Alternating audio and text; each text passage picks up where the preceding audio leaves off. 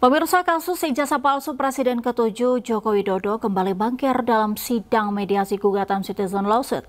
Sementara itu, kuasa hukum penggugat Andika Dian Prasetyo mengancam akan menggeruduk Pengadilan Negeri Solo jika tak berani hadirkan Jokowi.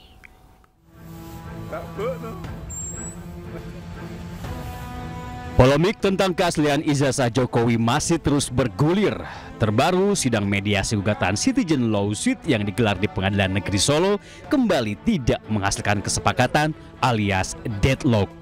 Pada sidang ketiga ini, Jokowi, Rektor dan Wakil Rektor UGM selaku tergugat 1, 2, dan 3 kembali mangkir dari persidangan, yang artinya sidang mediator ini kembali gagal.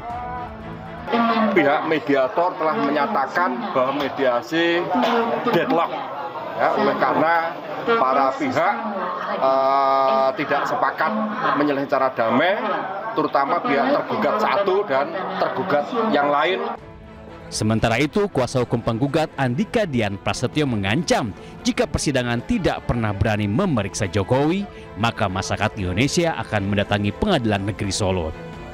Seandainya sidang ini nanti tidak berani memeriksa lagi dengan alasan PT UN lah dan lain sebagainya, maka masyarakat di Indonesia melalui siaran ini jangan salahkan apabila semuanya nanti akan datang ke sini untuk meminta pertanggungjawaban. Diketahui Jokowi dan 2 tergugat dari pihak UGM tidak pernah hadir dalam persidangan dan hanya diwakili kuasa hukum masing-masing. Dari Solo, Jawa Tengah, Septiantoro, iNews melaporkan. Masih bersama kami di iNews Malam. Pemirsa, Pengadilan Militer Kupang kembali gelar sidang terbuka kematian almarhum Prada Lukinamo. 17 terdakwa dihadirkan dalam satu berkas perkara.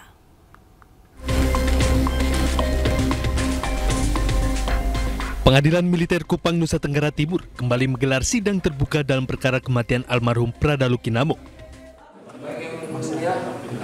Pengadilan menghadirkan 17 orang terdakwa dalam satu berkas. Masing-masing adalah Sertu Thomas Desambris Awi CS. Usai pembacaan dakwaan, majelis hakim menunda sidang untuk dilanjutkan dengan pemeriksaan para saksi.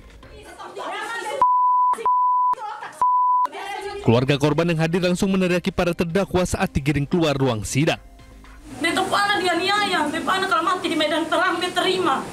Beta fana ya dibunuh itu biadab dong. Sidang hari ini yaitu adalah pembacaan dakwaan karena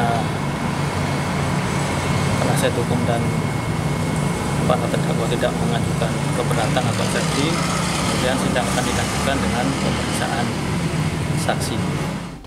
Selain itu, Ibu Prada Luki meminta majelis hakim memberikan hukuman seberat-beratnya dan pemecatan dari TNI. Dari Kupang, Nusa Tenggara Timur, Emma Suni, iNews melaporkan. Pemirsa, ex-Menko Polhukam Mahfud MD bertemu sejumlah purnawirawan Jenderal Polisi di kantor pribadinya Jakarta Pusat. Pada kesempatan itu, para purnawirawan polisi menyadari institusi Polri tengah jadi sorotan dan mereka ingin Polri kembali ke jati dirinya.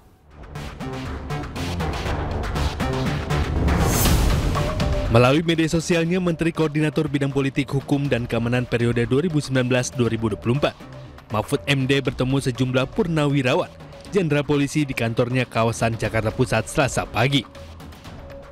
Dalam unggahan itu, Mahfud MD terlihat berdiskusi bersama mantan anggota Polri yang pensiun dengan pangkat Inspektur Jenderal hingga Komisaris Jenderal.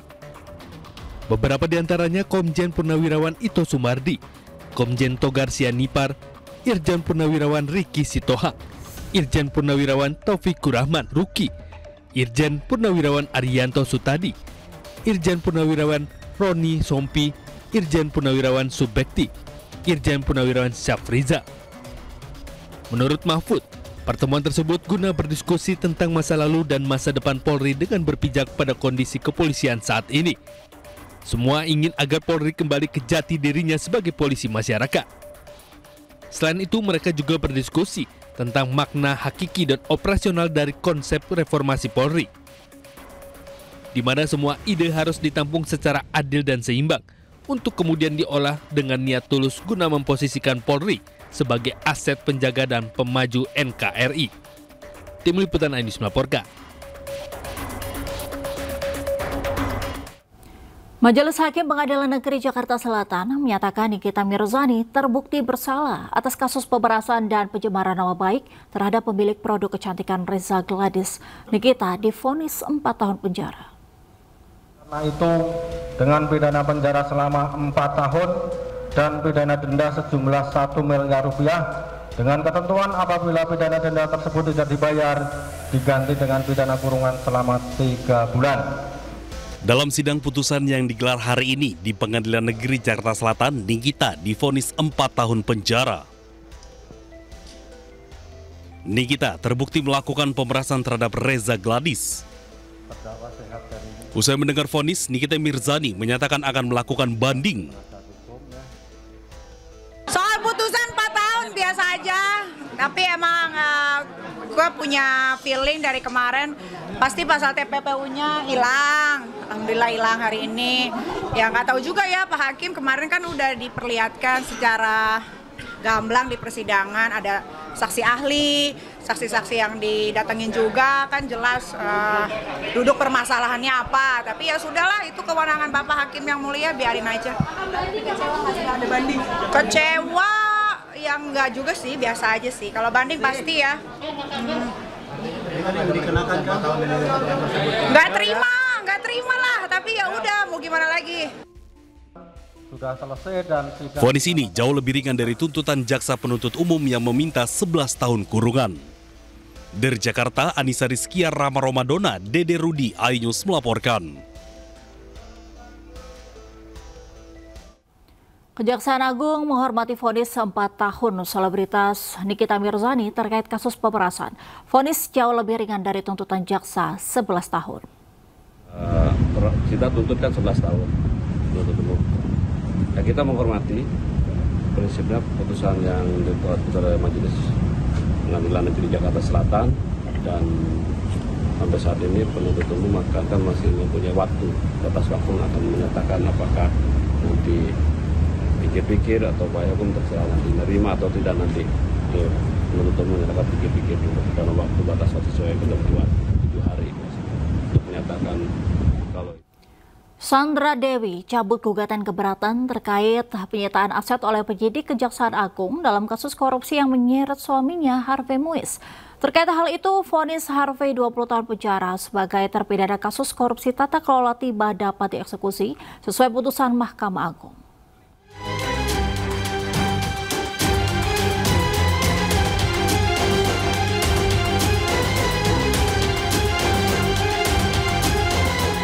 Istri Harvey Muiz, Sandra Dewi, mencabut gugatan keberatan terkait penyitaan aset ke Pengadilan Negeri Jakarta Pusat.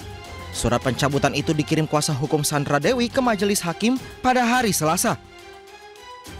Pencabutan gugatan dilakukan setelah Sandra Dewi menerima putusan terhadap Harvey Muiz dalam kasus korupsi timah.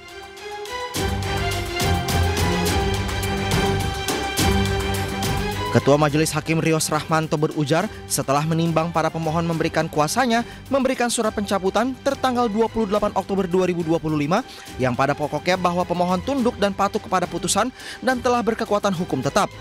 Terkait hal itu maka hakim menetapkan, menerima dan mengabulkan pencabutan keberatan pemohon. Sebelumnya, aktris Sandra Dewi mengajukan gugatan keberatan ke Pengadilan Negeri Jakarta Pusat atas penyitaan aset pribadinya oleh Kejaksaan Agung di kasus dugaan korupsi timah suaminya Harvey Muiz. Sementara itu, Harvey Muiz telah divonis 20 tahun penjara dan dibebankan uang pengganti 420 miliar rupiah dalam kasus korupsi yang menjeratnya. Hakim juga memutuskan aset-aset Harvey dirampas untuk negara. Selain aset atas nama Harvey, ada pula aset atas nama Sandra Dewi yang dirampas. Aset itu diantaranya 88 tas mewah berbagai merek, mobil, perhiasan, hingga rekening deposito 33 miliar rupiah. Tim Liputan iNews melaporkan.